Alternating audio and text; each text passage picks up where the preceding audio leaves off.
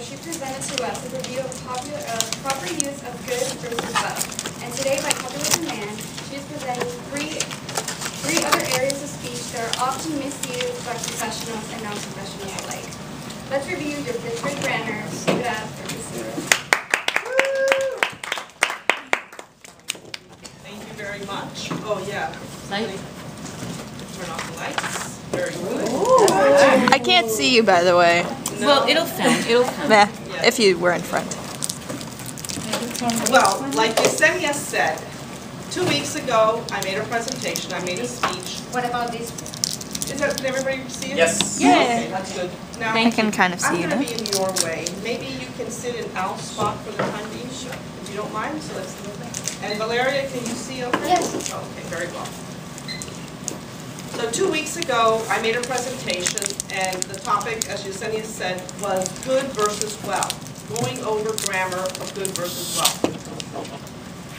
What I'm going to talk to you about today is a little bit more grammar. These are things that I hear all the time in everyday conversation from people of all walks of life, from your very professional, very high-paying individuals to your normal, everyday folk. People misuse the English grammar all the time, and it drives me crazy. And as I said last time, I started to just get interested in this because when my children were both in middle school, elementary, middle school, I would love to look at their textbooks and review it. And anyway, because so much of my work is actually in written format, I decided that I wanted to go back and review things that possibly I may have forgotten. So I did that. And then I've also seen on TV the TV show Are You Smarter Than a Fifth Grader? And I know some of you already heard this because you heard me 2 weeks ago, but for those that weren't here a couple of weeks ago or are guests, this TV show is really neat. I've seen it a few times, and what it is, they have adult contestants that are asked fifth grade questions. And believe it or not, a lot of the questions they don't know. And so there's a group of fifth graders there that they can go to and they can ask for help. So that sort of got me started and got me going with the grammar and this whole going back to looking at elementary school information. So like the topic was 2 weeks ago, I have the same topic. I'm just going to be talking about a few other things. So let's review your fifth grade grammar. Part 1, I'm not going to review it all again, but it was good versus well. I explained how good describes a noun, well describes a verb. I'm going to go through the whole thing real quick. And again, the main things, because you are asked how you are doing every single day, I would say. So when people ask you, how are you? You say, I am good. Because good describes a noun, and the noun is you.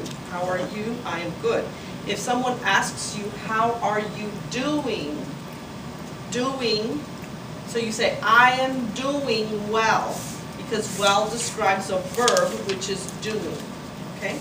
And if someone asks you about your health, how are you feeling? How are you doing? And they're talking about your health, you use the word well. Your doctor may say, you look well. Again, health, you use the word well. So the new part that I'm going to be going over today is the use of pronouns. Does everybody remember what a pronoun is? Mm-hmm. A pronoun is a word that takes the place of a noun. For example, instead of using Cristina, I could say I, right? If you are trying to say Cristina, instead of using my name, you could say she or you, or this is for Cristina, this is for her. Okay, so a pronoun is a word that takes the place of a noun. Another example, the boys. Instead of saying the boys, you can say they went to the baseball game, or we boys are going to the baseball game, or you know, this is for them, or etc. So these are words that take the place of a noun, and I have another one, I, he, you, him for Peter.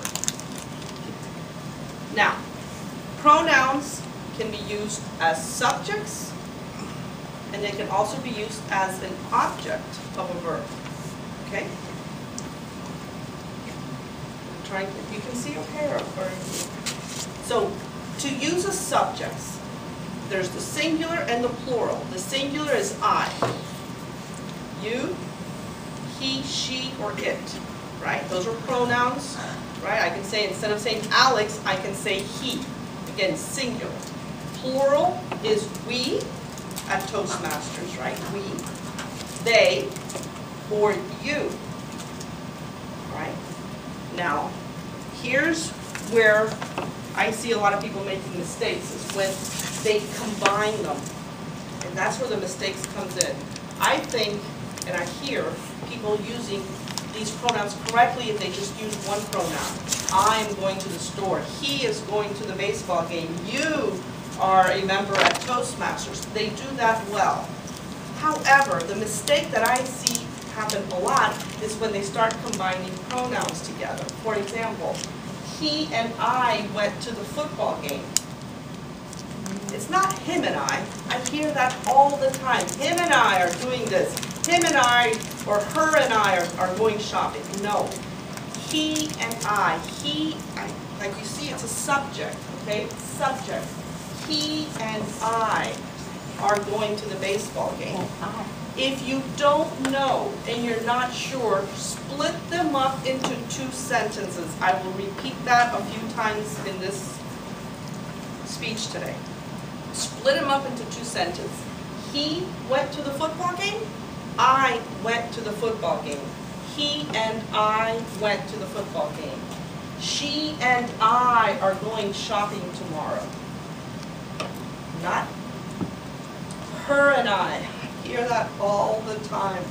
She and I. Don't be afraid to use these pronouns, she and he. Don't be afraid. Or, of course, you can say we. That's correct. We are taking a trip to California this summer. All right? But that one's easy because it's just we. It's when you combine them together in a sentence that I hear a lot of people make the mistake. Now, you also have the same pronouns used as an object of a verb. And these objects are me, you, him, her, it, in the singular form. And in the plural form, it's us, you, and them. For example, the gift is for her. That's easy, right? The gift is for her. The gift is for me. That's easy. Now let's put them together. Sure, you can say the gifts are for us. But if you don't want to use the word us, and again, this is where we hear the problems coming in. The gift is for, now I'm getting all mixed up. The gift is for her and me. You always use the other person first, you leave yourself for the end, right? Do we remember that from school? You always use the other person first, leave yourself for the end. So if you don't want to use us, you can say the gift is for her and me. Okay? The next example, Barry gave the job to you and me. Barry gave the job to you and me. The last example, the award was given to her. Again, that's easy because you're only using one. Again, it's when we use them together, 2 in a sentence, that people get all mixed up. But if you don't know, split it up into 2 sentences. Do not use him and her went to the store for me. Now the me part is correct, but the him and her is not. He and she went to the store. He and she went to the store. They went to the store. Of course, you can say that as well. People do not use him and I ended our relationship. No, he and I ended our relationship. Again, he is a subject. It's a pronoun used as a subject. Him is a pronoun used as an object. Usually the objects come at the end of the sentence. And then, again, incorrect. This is incorrect use. Him and me played together. No, he and I. Again, me in this sentence is being used as a subject, but me is not a subject. Me, right, the last slide is an object. So I is the subject. He and I played together. Okay, so remember, objective pronouns are used as an object, and the subjective ones are used as your subject. So the next one, reflexive pronoun. Does anybody remember what a reflexive pronoun is? I'm just curious. Anybody remember what a reflexive pronoun is? Is that it? Nope. Oh, well, you know. She better know. That's not fair. My daughter knows because she heard me say the Myself, speech. himself, herself.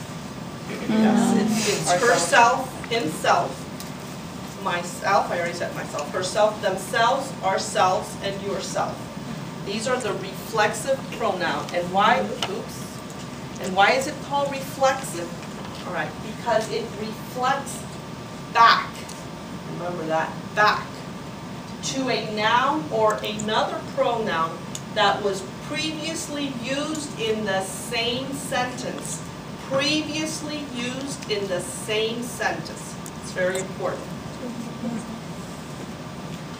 You never use a reflexive pronoun as the subject of a sentence, nor as an object of a verb. So it's not like the I or the me that we were talking about earlier. It's just a reflexive pronoun. You only use it when you use it. The only way I can use myself is if earlier in that same sentence I used I. I did this by myself. Okay, and here are some examples. Roy completed the project by himself. Himself reverts back to Roy, right? Or you could say, I completed the project by myself. Okay, so himself reverts back to Roy. It's being used earlier in that same sentence. He got himself out of trouble. Himself reverts back to what pronoun? He. He. So he got himself out of trouble. They themselves collected the trash. Themselves reverts back to they. And in this case, when you put them right next to each, when they're juxtaposed, they're right back, back to back with each other, that means that you're trying to put an emphasis that they collected the trash by themselves. So you want to emphasize that. I myself, you hear that a lot, I myself did whatever. Okay, so the myself reflects back to I. But remember, you always have to use that pronoun before, earlier in that same sentence. And then, I found the treasure myself. I, myself goes back to I. So that's a reflexive pronoun because it reflects back to a pronoun used earlier in the same sentence. Incorrect uses of reflexive pronouns. And I hear this a lot. And honestly, are any of you from the Northeast of the U.S.? From the Northeast? Well, our main office and a lot of our offices from the firm that I work with, a lot of those offices are in the Northeast. And honestly, I have never heard more people misuse these reflexive pronouns than the people from all those Northeastern offices. They drive me crazy, crazy, to the point that I have copied and scanned the pages from my kid's 7th grade grammar book that I have kept, okay? And I email it to them. Oh my God. And I tell them, come on guys, you guys are big shots here in this firm, get it right. Get it right. And so, incorrect uses are Roy and myself prepared the speech. I hear those things all the time. That's wrong. Because myself, you have to use the word I before. Right? Myself reflects back to me, I. Okay? Him and myself went to the game. No. And the one I see on emails all the time is, if you have any questions, please call Roy or myself. It just, every time I see that written in emails or anywhere, but I see it a lot in emails, it drives me nuts. Please don't say that. Do not say that. Again, split up the sentence into two. If you have any questions, please call me. Right? Isn't that what you would say? If you have any questions, please call me. And if you have any questions, please call Roy. If you have any questions, call Roy and me. Don't be afraid to use me. Do not be afraid to use me. People are afraid and they think it's proper grammar to use myself. No, it's not. Okay? And then the last one, which is really just a review of what we're saying, is I is always a subject. I. He is always a subject. She is always a subject. Me is always an object. Her is an object. Him is an object. It goes at the end, after the verb. Okay? And myself is only, and I'm just using myself, but it's the same thing for yourself and himself, etc. But it can only be used when I is used earlier in that same sentence. Okay? So examples, I went to the store, the gift is for me, and I got myself out of trouble. Sorry. I was going to put, I got myself in trouble, and then I said, no, I'll get myself out of trouble, and I forgot to take out the in. So, sorry about that grammatical error there, but I got myself out of trouble. So, as a review, again, good, this is back from 2 weeks ago. Good is an adjective. It describes the noun, the good boy. I am good. How are you? I am good. Well, describes a verb. It's an adverb, describes a verb. They performed well. How are you doing? I am doing well. I feel well. Okay. Then back again, the subjective pronouns, I, you, he, she, etc. We talked about that. The objective pronouns are objects, me, him, her, etc.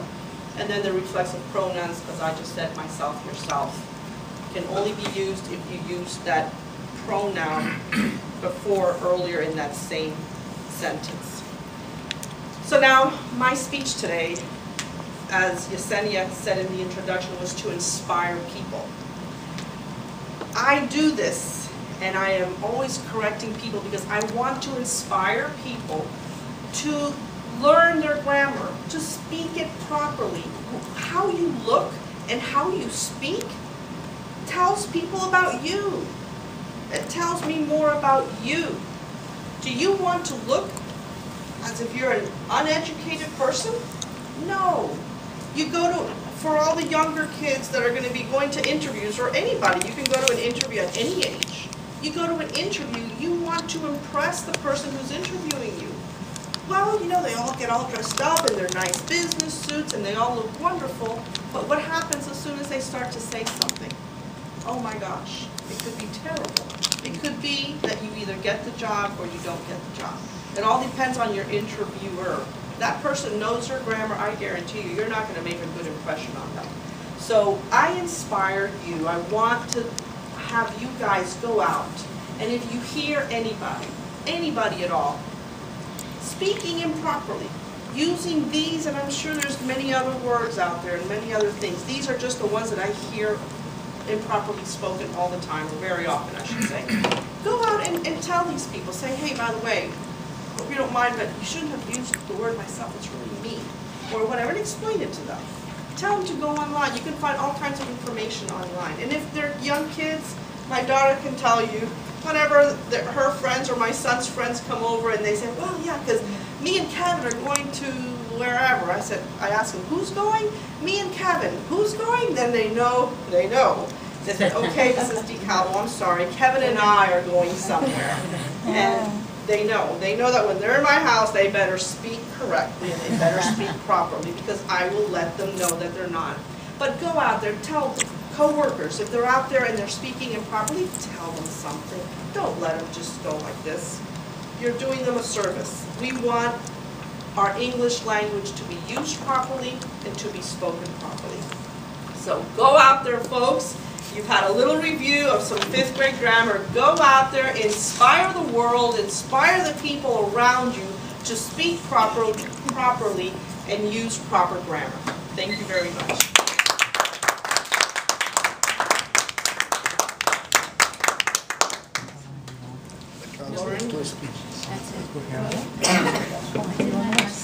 Here, Lauren, close this up, please. All right, thank you, Cristina. That was a great speech. I don't know about you guys, but when I get back to work and I see all those errors and emails, I'm going to feel so much smarter than everyone else I know. You all get paid more than me. But